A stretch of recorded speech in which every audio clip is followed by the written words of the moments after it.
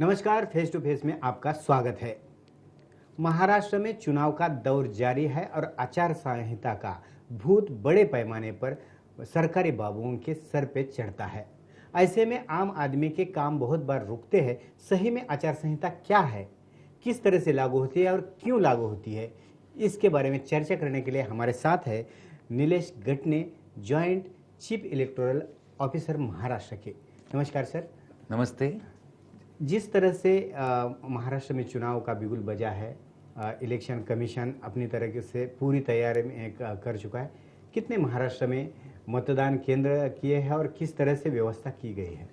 महाराष्ट्र में जैसे कि आप सब जानते हैं 288 सीट्स है जहाँ पे चुनाव होने जा रहा है और ये 90,403 मतदान केंद्र है वहाँ पे होने वाला है।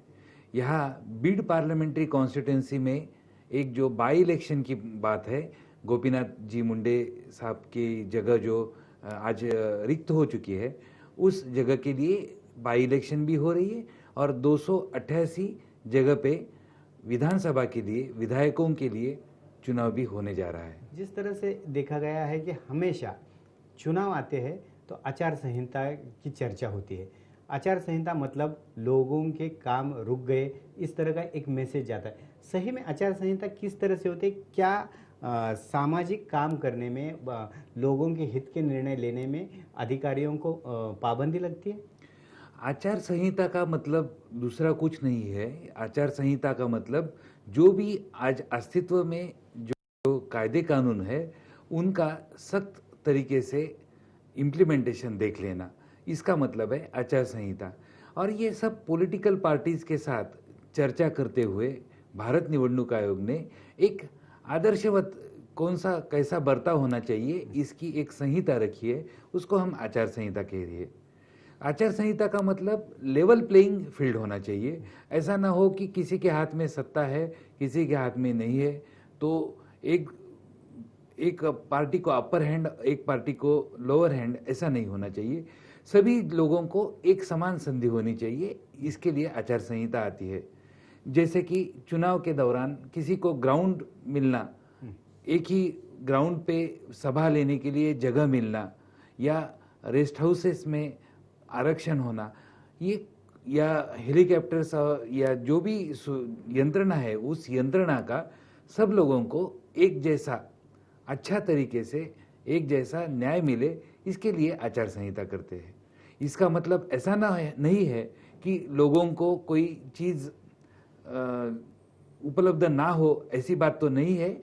लेकिन इसमें एक बात सब लोगों ने जानना जरूरी है कि लेवल प्लेइंग फील्ड होना चाहिए और मतदाताओं के ऊपर कोई प्रभाव डालने वाली चीज़ ऐसे दौरान नहीं होना चाहिए। लेकिन जिस तरीके से बहुत बार पुलिस कर्मचारी हो या सरकारी अधिकारी हो, कोई भी लोगों के से जुड़ा हुआ मसला अगर हो, उसके बारे में आचार संहिता का नाम लेकर वो काम टाल देते। क्या ये आचार संहिता में बैठता है?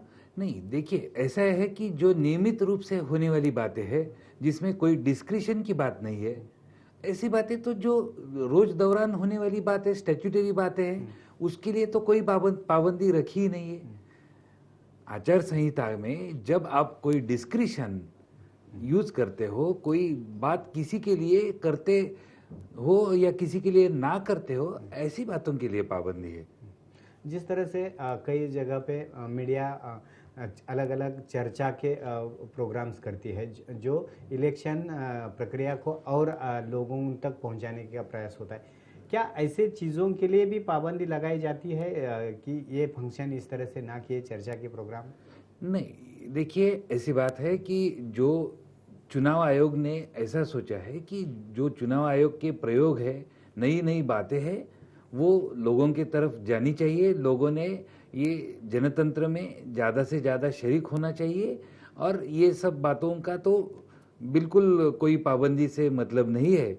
लेकिन जैसे इलेक्ट्रॉनिक माध्यम है, ये इलेक्ट्रॉनिक माध्यम आपको जब चुनाव है तो चुनाव खत्म होने के 48 आवर्स पहले आपको इसमें डिस्प्ले करने में कोई पाबंदियाँ ज़रूरी है, लेकिन बाकी की चीज़ों में कुछ है नहीं। लेकिन जब भी आप पॉलिटिकल कैंपेन करते हो, आपका कोई प्रचार करते हो तो वो प्रचार के दौरान कोई मार्गदर्शक सूचनाएं दी गई है जिनका पालन करना सभी पक्षों के लिए, सभी उम्मीदवार जो है, जो प्रत्याशी है, उन लोगों के लिए आवश्यक है। चुनाव आयोग ने अलग अलग स्टेजेस बनाई है, अलग अलग यंत्रणा तैयार की है। क्या लोकसभा चुनाव के वक्त और विधानसभा के चुनाव के वक्त में क्या अलग अलग थोड़ी सी बदलाव किए हैं, अलग सोचा है इसके बारे में? हाँ, बदलाव तो यही है कि महाराष्ट्र से 48 जो सांसद चुने जाते हैं और 288 विधायक चुने जाते हैं। ये तो बहुत बड़ी फर्क की बात है। और बाकी तो मतदान केंद्र और निर्वाचन अधिकारियों और ये सभी यंत्रणा जैसे लोकसभा के समय में थी वैसी विधानसभा के समय में है। अभी इसमें एक सूची में फर्क हो गया है। जो लोकसभा चुनाव के समय सूची बनी थी वही सूची जैसे कि वैसे हमने यूज की है, लेकिन उसमें जो पिछले टाइम में माननीय उच्च न्यायालय में जो बातें हुई थी, उनके जो निर्देश थे, आदेश थे, उसके मुताबिक ये सूची में बढ़ोतरी हमने कर दी है। और उसके बाद आज की तारीख में निरंतर पुनरीक्षण प्रक्रिया में भी कुछ हमने मतदाता सूचियों में बाढ़ कर दी है। जो जो मतदाता लोकसभा चुनाव के समय में ये सूची में था वो सभी लोगों का समावेश विधानसभा के सूची में कंपलसरीली किया है और उससे ज़्यादा जो लोग लेफ्ट आउट थे, जो बचे हुए थे, उन लोगों को भी हमने आज ऐड कर दिया है। और आज की तारीख में लगभग 8,25,00,000 इतने हमारे मतदाता आज की तारीख में सूची में दाखिल है।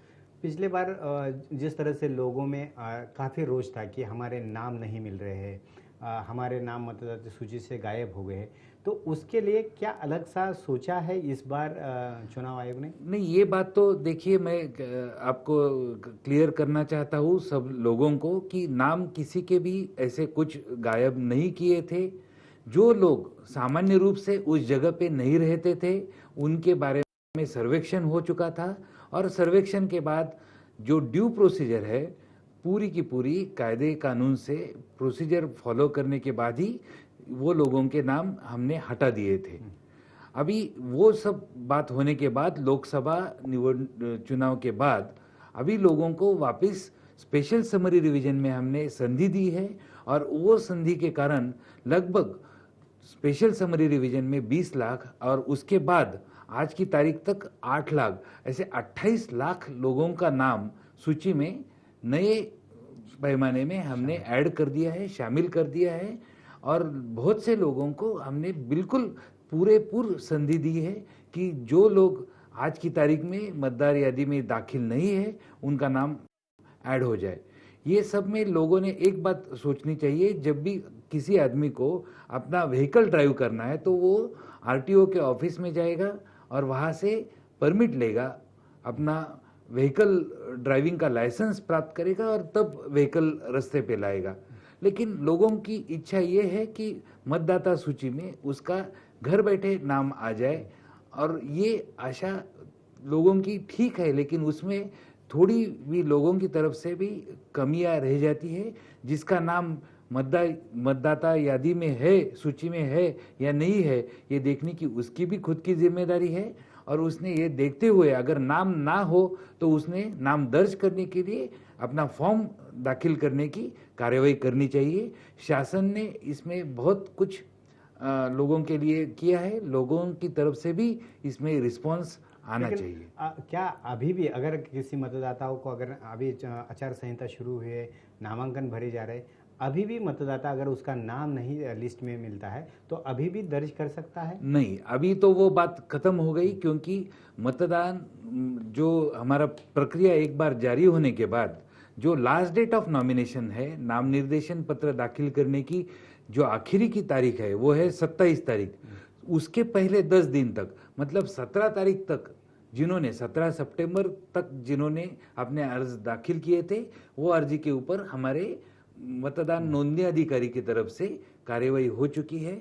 अभी इसके बाद कोई नाम दाखिल नहीं होगा। किसी के पास इलेक्शन का आइडेंटिटी कार्ड है, लेकिन वो अगर मतदान सूची में नाम नहीं है तो वो आदमी या व्यक्ति मतदान नहीं कर पाएंगे। तो इससे सब लोगों ने एक ध्यान में रखना चाहिए कि अपना नाम सूची में होना बहुत जरूरी है। लेकिन मतदाता सूची में अगर नाम है लेकिन आई कार्ड पहुंचे नहीं है, तो ऐसे में क्या प्रावधान रखा है मतदाताओं के लिए? हाँ, जो आदमी लगभग आज महाराष्ट्र की स्थिति आप देखें तो 92% हमारे लोग ऐसे हैं कि जिनको हम आइडेंटिटी कार्ड दे चुके हैं, लेकिन फिर भी किसी के पास नहीं है। तो आयोग की तरफ से 11 अतिरिक्त आइडेंटिटी कार्ड की घोषणा होती है। पिछले लोकसभा के समय में हुई थी, विधानसभा के कि जिसमें कि हम ज़्यादातर आधार कार्ड है, पैन कार्ड है, अगर कोई कहीं नौकरी करने वाली व्यक्ति है तो वहाँ का आइडेंटिटी कार्ड है, किसी का बैंक का पासबुक है, ऐसे 11 हम डिस्प्ले करते हैं। और कोई भी हाल में किसी का नाम सूची में है और वो मतदान नहीं कर पाया, ऐसी स्थिति नहीं आती है। विधानसभा चुनाव के बाद आपने अलग अलग ASD का लिस्ट बनाए थे, तो क्या था ये एक्चुअली? वो भी ऐसी बात थी कि हमने सर्वे करने के बाद हमें कोई लोग वहाँ जगह पे नहीं मिले थे, लेकिन उनके नाम हमने मतदाता सूची से हटाए नहीं थे। उनके नाम आज भी मतदाता सूची में है, लेकिन उनके लिए ASD लिस्ट ऐसी बनाई गई कि वो आदमी वहाँ है, मतदाता सूची में है, लेकिन वो जगह में हमारे अधिकारियों को मिला नहीं था।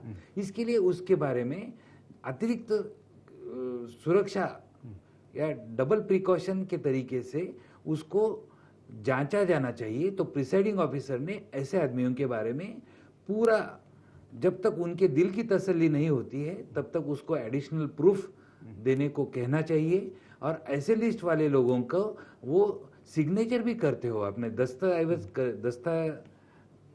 सिग्नेचर करते हो, फिर भी उनका अंगूठा का निशान हम लेंगे और उनके पास से एडिशनल प्रूफ मांगेंगे और हम पूरी तसल्ली करेंगे कि वो सही आदमी ही वहाँ हमारे पास मतदान करने के लिए आया है। उसके साथ साथ एक VVP जिस तरह से आपने किया है, क्या है वो मतदाताओं की कितना फायदा हो सका? देखिए, अभी कुछ लोगों ने पिछले समय ऐसा किया था कि हम मशीन का बटन दबाने के बाद हमारे दिल की तसल्ली नहीं हो रही है कि हमने समझो 1 नंबर को मतदान किया, 2 नंबर, 3 नंबर, जो भी नंबर को हमने जो मतदान किया है वो मशीन में सही ढंग से रिकॉर्ड हुआ या नहीं हुआ। तो इसके लिए आयोग ने महाराष्ट्र में 13 विधानसभा क्षेत्र में ये वीवीपैट करके यंत्रणा लाई है। इसका मतलब है voter verifiable paper audit trail. जब बैलेट यूनिट में कोई मतदाता आके अपना मत का इस्तेमाल करता है, जो रिकॉर्ड करता है, तो उसके सामने एक मशीन में यहाँ जिसके नंबर का उसने नंबर बटन दबाया है वो नंबर का फोटो, उसका नाम और उसका नंबर, ये तीनों चीजें उसके सामने एक अलग से मशीन में आएगी। वो 7 सेकंड तक वो देख पाएगा कि उसने किस को वोट किया है और वो जो स्लिप है वो स्लिप उसी बॉक्स में अंदर गिर जाएगी कि जो सीलबंद बॉक्स है।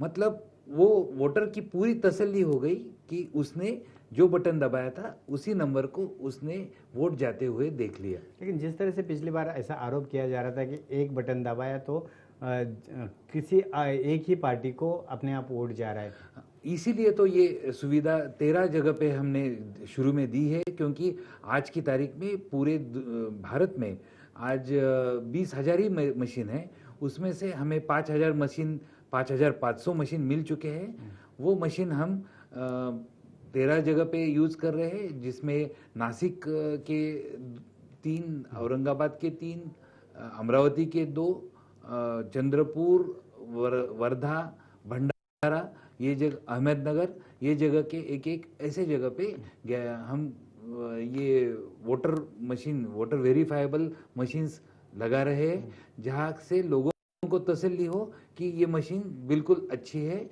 और इसमें कोई दिक्कत नहीं। पिछले समय के बाद भारत निवडणूक आयोग ने 2006 के बाद तैयार जो मशीन हो चुकी है वो मशीन महाराष्ट्र में भेज दी है। पोस्ट 2006 मशीन हम यूज कर रहे हैं।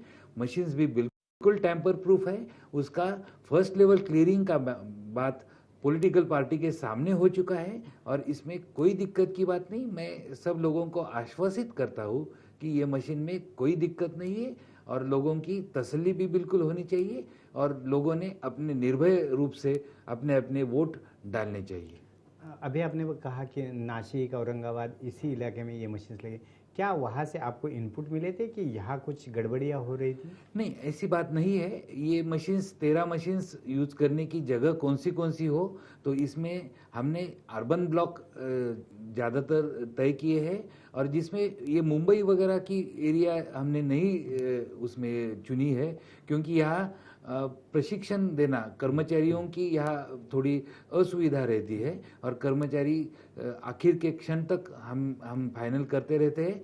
लेकिन हमने जगह ऐसी चुनी है कि जो जगह कॉम्पैक्ट भी हो, अर्बन भी हो और लोगों को प्रशिक्षण देने में या उनकी अवेयरनेस करने में कोई दिक्कत ना हो। जिस तरह से ये बार बार ये बात होती है कि इलेक्शन में पैसे बांटे जाते हैं अलग अलग उम्मीदवार अलग अलग पार्टियों की तरफ से, किस तरह से ऐसे चीज़ों पर रोक लगाने के लिए इलेक्शन कमीशन ने फोर्स बनाया? इसमें तो देखिए, पहले तो हम इस बार इथिकल वोटिंग का हम संकल्पना लेके चल रहे हैं।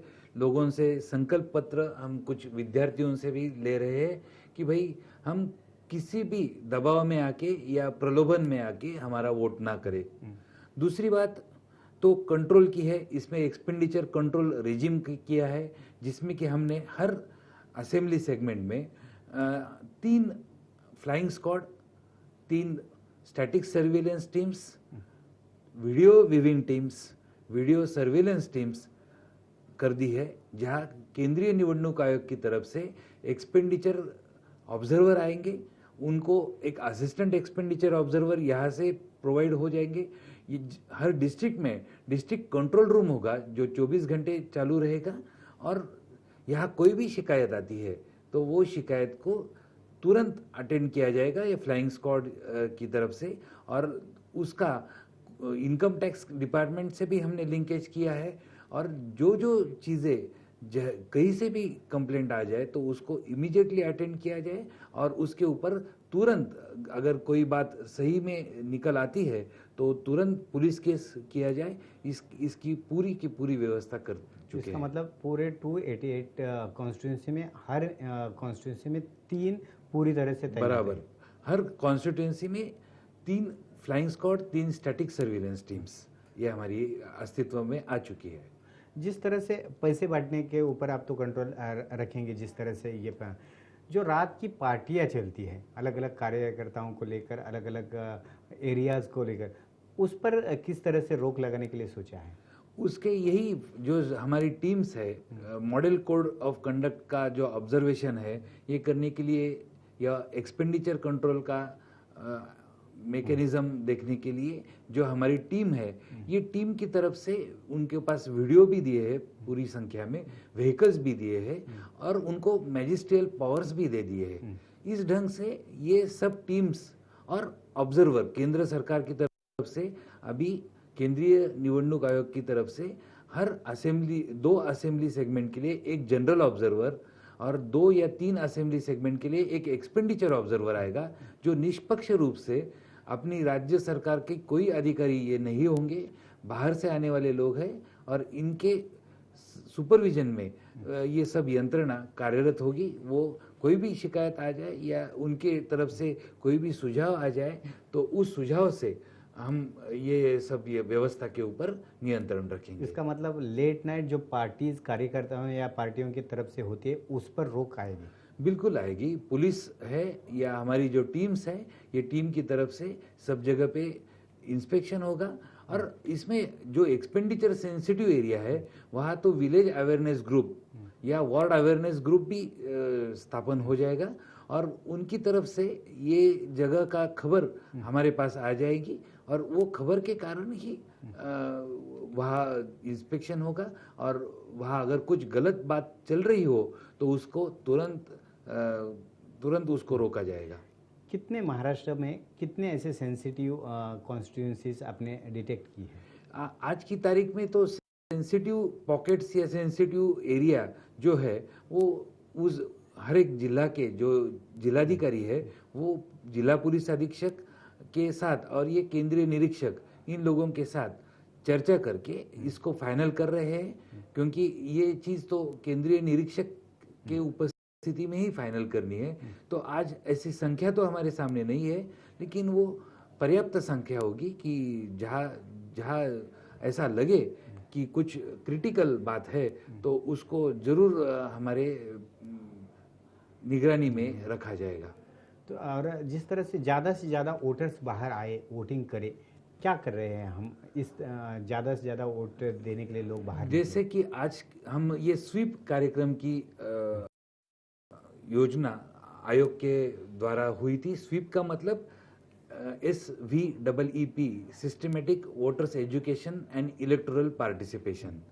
तो इसका 2 गुना कार्यक्रम है। स्वीप में पहले तो हमने रजिस्ट्रेशन किया, सबका पंजीकरण करने की प्रक्रिया की, और अभी लोगों का पार्टिसिपेशन पूरे ये चुनाव के प्रक्रिया में लोगों ने ज़्यादा से ज़्यादा बाहर आना चाहिए। इसके लिए हमारे हर जिलाधिकारी की पर्यवेक्षण में ये कार्यक्रम चल रही है, जो कॉलेजेस में स्कूलों में जा रहे हैं और लोगों को ये आह्वान कर रहे हैं। इसमें कि नेशनल आइकॉन 5 बनाए गए हैं, जैसे कि आप जान रहे हैं महेंद्र सिंह धोनी है, मेरी कोम है, साइना नेहवाल, डॉक्टर अबुल कलाम आज़ाद और आमिर खान, ये 5 नेशनल आइकॉन है।